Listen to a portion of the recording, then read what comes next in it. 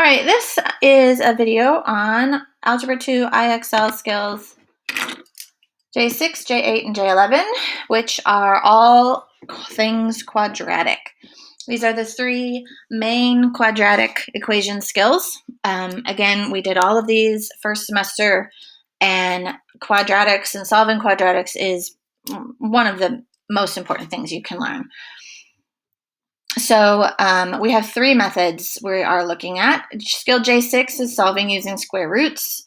J8 is solved by factoring. That would be greatest common factor or double bubble. And J11 is the quadratic formula. You can see that I wrote down the formula for you. Again, this is something you need to memorize if you don't already know it.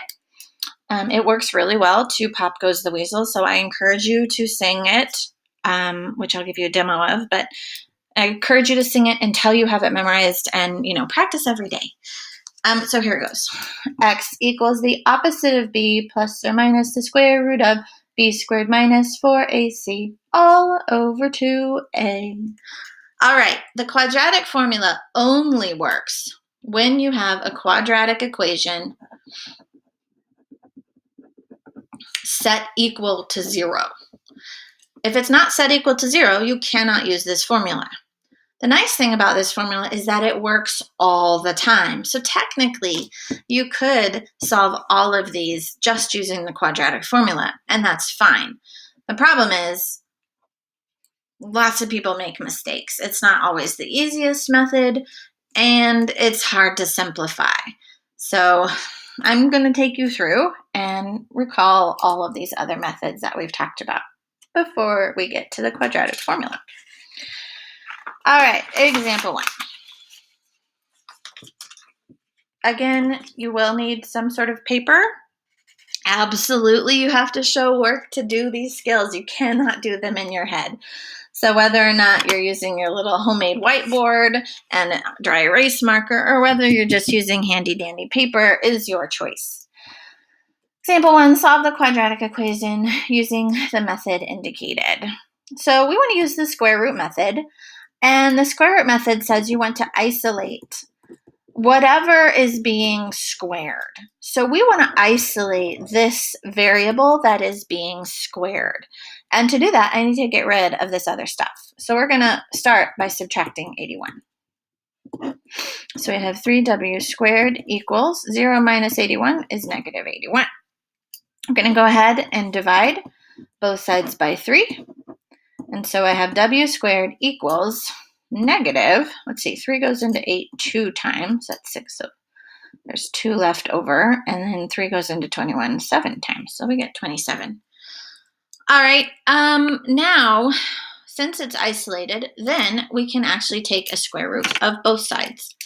And the square root and the square cancel each other out. Square root both sides, and do not forget the plus or minus. That's the big thing on all of these problems. The square root and the square cancel each other out, leaving w all by itself. And we get plus or minus the square root of negative 27.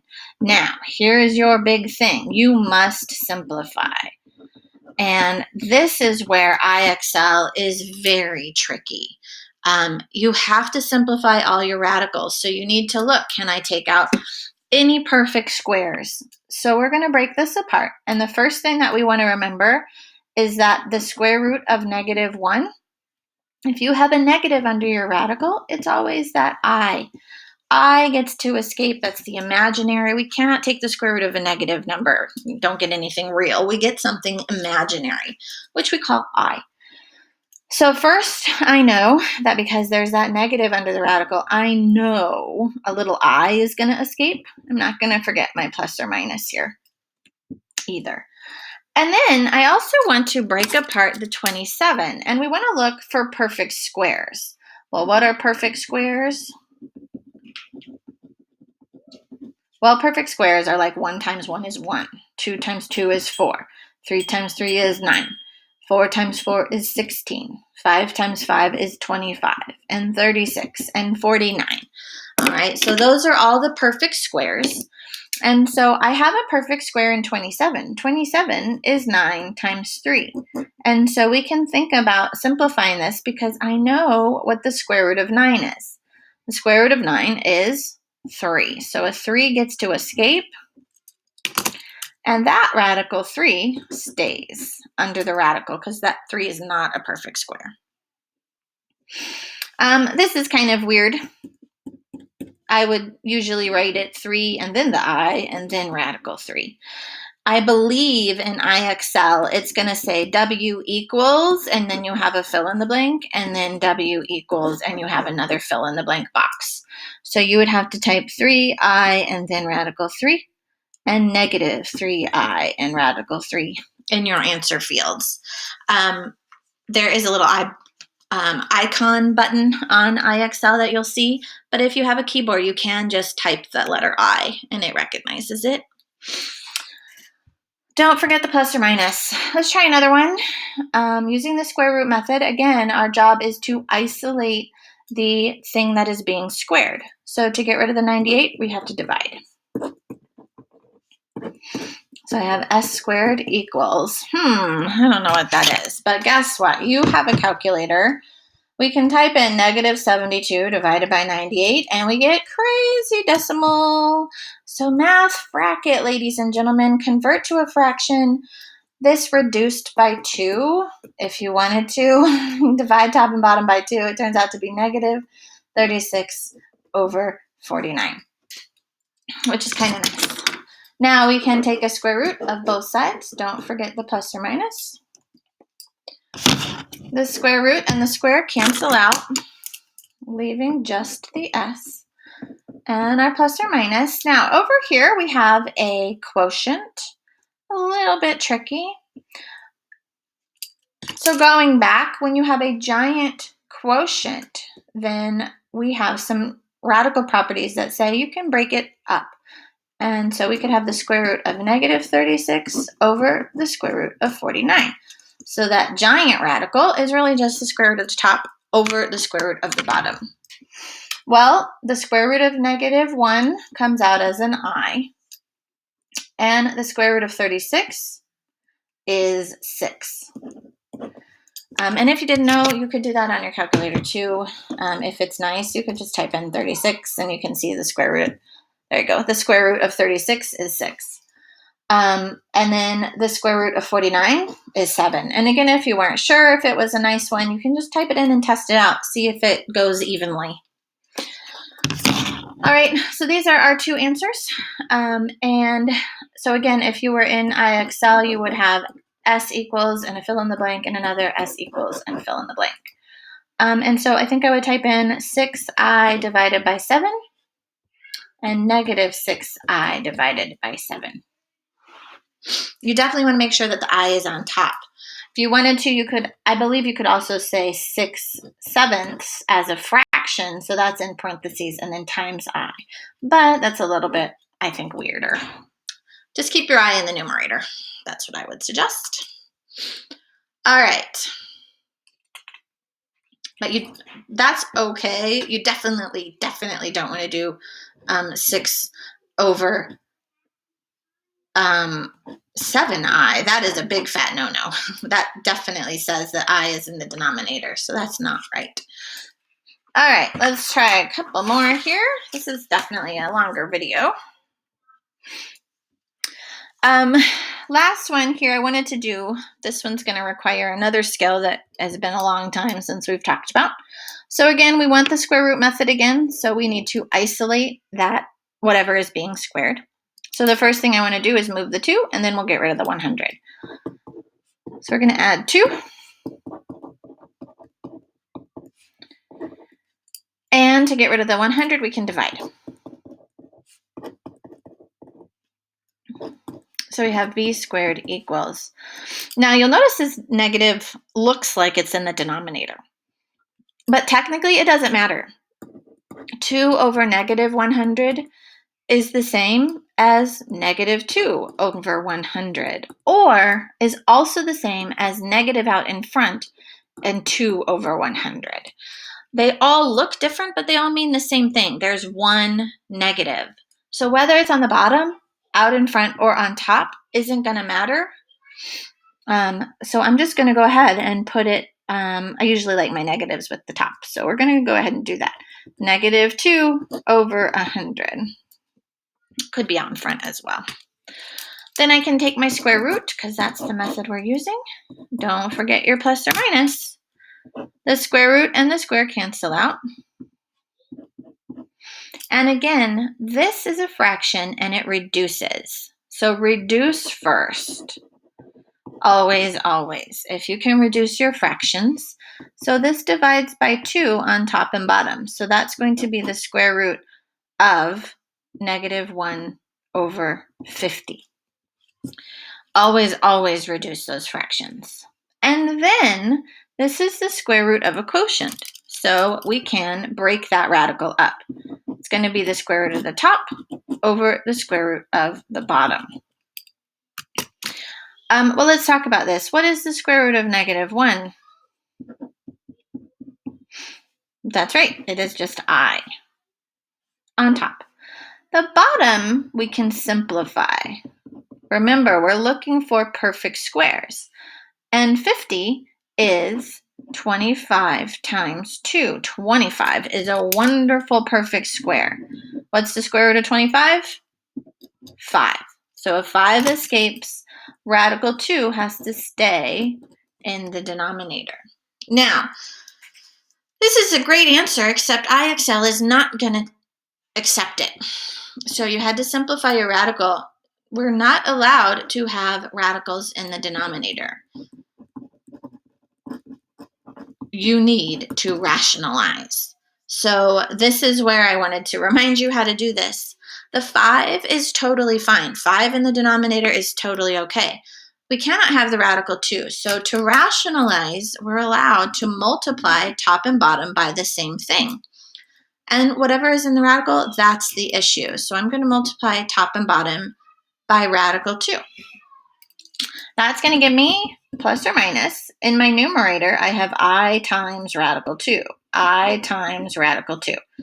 In my denominator, I have the 5 times, and then I have radical 2 times radical 2.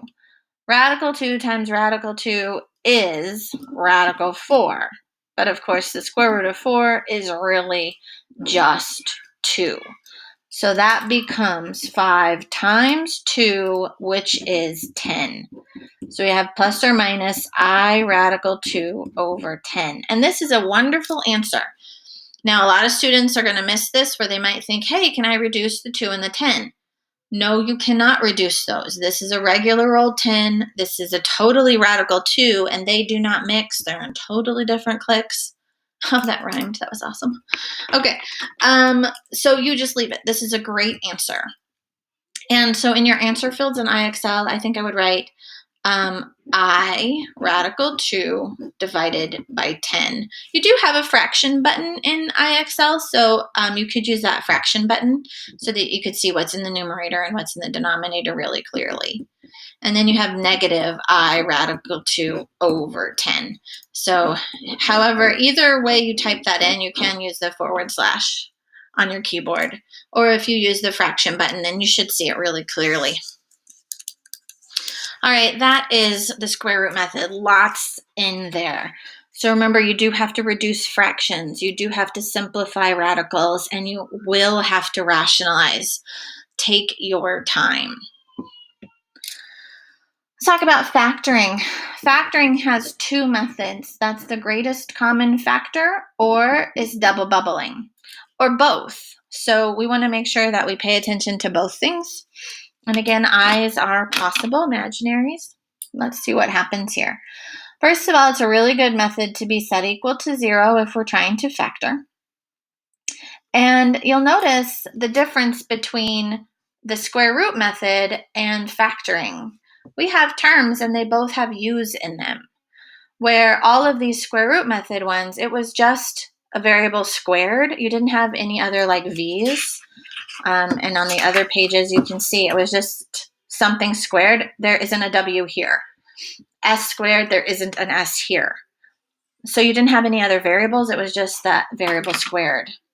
When we factor, you'll see that we have variables in both terms. We have the variable squared here and just the u squared and u. And so you cannot use the square root method on something like this. You could use it here, but we're going to show you how to do it by factoring.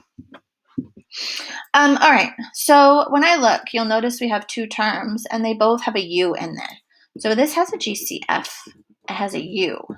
We're going to factor out that u. Factoring is really just dividing out. So we're going to pull that u out in front. And if we take out a u, it's going to take out that one, it's going to take out one of those. We're going to be left with u plus 34. What we did is really undistributed. So you can always check by distributing. Multiply your u back in and make sure you get what you started with. U times u is u squared. U times 34 is 34u. Now that we've factored, you have two factors, really two bubbles, two things multiplied together. You get to set each bubble or each factor equal to 0. Well, this one is already solved. Here, we need to isolate the u by subtracting 34. So we get u equals negative 34. So we have two answers for u in IXL. U equals 0 and u equals negative 34. Okay, so looking for the GCF, always a good plan. Over here, we have a GCF as well. Now, technically, we just have p squared, so you could use the square root method here. And it would work really well. It's your choice how you want to do it. I'm going to show you another method. So GCF, 1210 is a very big number, 1,210. Let's see, can I divide it by 40? 1210 divided by 40, let's see if that works. No, that didn't go evenly. So I'm going to think about some other factors in 40. I notice they both have 10. So I'm going to go ahead and take out the 10. So there is a GCF of 10, and I'm going to factor out a 10. Well, if I factor out a 10, I'm dividing each term by 10. 40 taking out a 10 leaves a 4. And 1210 taking out a 10 gets rid of the 0, so it leaves 121. Now, if you remember, this is difference of perfect squares, which is a wonderful factoring pattern. That's double bubble.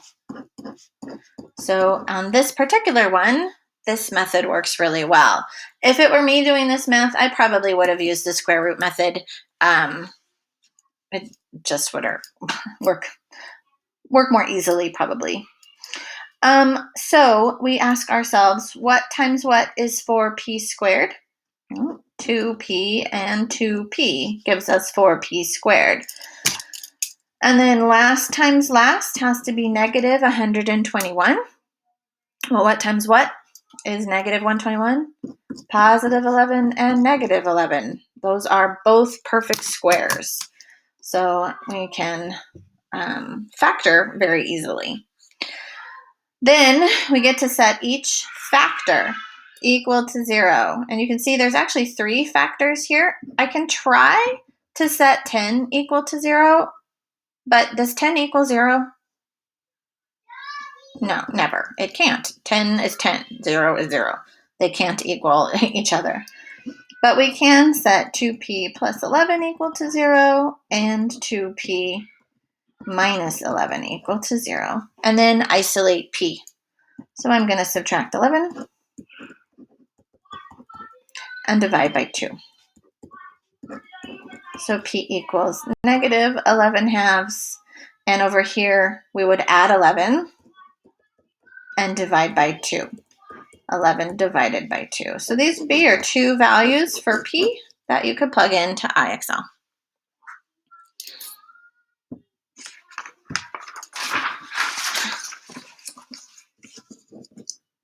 All right, getting to the end here. This is a long video. So again, factoring here, I always want to check and see, is there a greatest common factor? Here I can divide by 2. I cannot divide by 2 here or here. This has a y, this has a y, this does not have a y. So there is no GCF. So I'm going to go right to double bubble. So I'm going to set up my structure and again ask myself, what times what is 2y squared? Well, what times what is 2? 2 times 1 is your only choice. So 2y times 1y is 2y squared. And then last times last has to be positive 15. What times what is positive 15? Well, you could try 15 times 1. That's positive 15. We can also try positive 3 times positive 5. Negative 3 times negative 5 also works. Let's see. I'm going to go ahead and put my positive 3 here and positive 5 here. How do you know if you did it right? And this is where you are going to have to double check every single time when you do these in IXL. You must check the rainbow. 2y times 3 is 6y. 5 times 1y is 5y. And when we combine those, we get 11, not 13. So this isn't the right way. So what I'm going to do is I'm going to trade places here. Let's put the 3 in the first slot and the 5. Well, actually, you know what? I'm just going to leave those there and draw a line. This is the best way to do this. And try again, changing the order. 2y times y was my only option for first times first. Last times last, let's trade places and put positive 3 and positive 5. And then we can double check the rainbow. I highly recommend just crossing it out so you don't repeat your same thing again. It's much better to just draw a line and start over. Now I can see my outside is 2 times 5 gives me a 10y. And here 3 times y is 3y. And when we combine 3 and 10y, that makes 13y. So that's where that middle term comes from. Now that we know we factor properly, we can set each bubble equal to 0 and isolate y. So I'm going to go ahead and move the 3 and divide by 2. So we get negative 3 over 2. Over here, I'm just going to move the 5, and we get y equals negative 5. So 2 values for y that we could plug into IXL. Alrighty, now we move on to the quadratic formula. And I think I just have the one of these. Yeah, so this is the last one. For the quadratic formula, first things first, we need to be set equal to 0. So I'm going to subtract 9 so that we have it equal to 0. I'm also making sure that my terms are in the proper order. So we have the squared term, and then the regular variable, and then the plain old constant term. And when I am in this form, then I can see the 4 is the value for a, the number in front of whatever is being squared. And here we have a negative 2. That's the b value. It's in front of the variable to the first power. And then whatever the constant term is our c value. And that's really important so that we can use our quadratic formula, which normally says x equals, but we don't have an x, we actually have an h this time. So h equals the opposite of b plus or minus the square root of b squared minus 4ac all over 2a. So there's our quadratic formula, and then we can go ahead and carefully plug in our values. So we're solving for h, not an x, we're solving for h this time.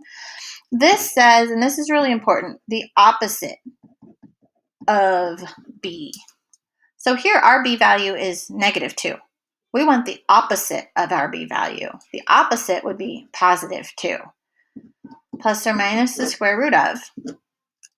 This is b being squared. So whatever your b value is, you want to make sure that you square it very carefully, making sure it's in parentheses, because without the parentheses, it's totally wrong. And then minus 4 times a times c. Now, I like to do a times c and just multiply them together in my head. So A is 4, C is -9, and when I multiply 4 times -9, I get -36. All over. And again, I like to go ahead and do 2A in my head again. Easy to multiply by 2. So twice my A value, 2 times 4 gives me 8. And if you do a lot in your head, then that just makes this so much easier. Now I'm going to go ahead and just use my calculator, because it does say when you get to the quadratic formula that you can round your answers. So I'm going to go ahead and put everything under my radical in my calculator. Now, you have to use parentheses correctly. So I have parentheses, -2 squared, then take away 4 times the quantity, -36. So really be careful. And so that turns out to be 2 plus or minus the square root of 148, all divided by 8.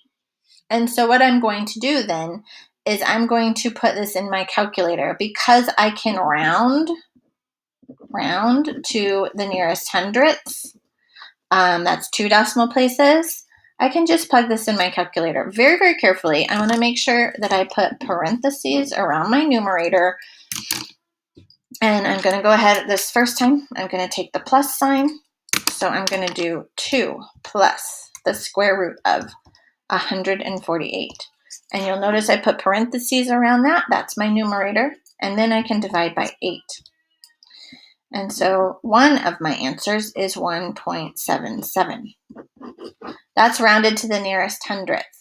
To do that, you go to the second decimal place, but you look one more. You look to the third place. If the third place is 5 or higher, that would turn up. If it's below 5, it stays the same. The 100th place stays the same. All right. Now I'm going to do the same thing to get my second answer. I'm going to use the minus sign. So I have 2 minus the square root of 148 in parentheses, and then divided by the denominator. And I get -1.27. And again, that third spot is a 0, so my 100th place stays the same. And that's it, ladies and gentlemen. That's a pretty long video. I hope you enjoyed it. And again, you can watch it as many times as you need and look back in your notes for when we did this way back in like September, November. All right, folks, have fun.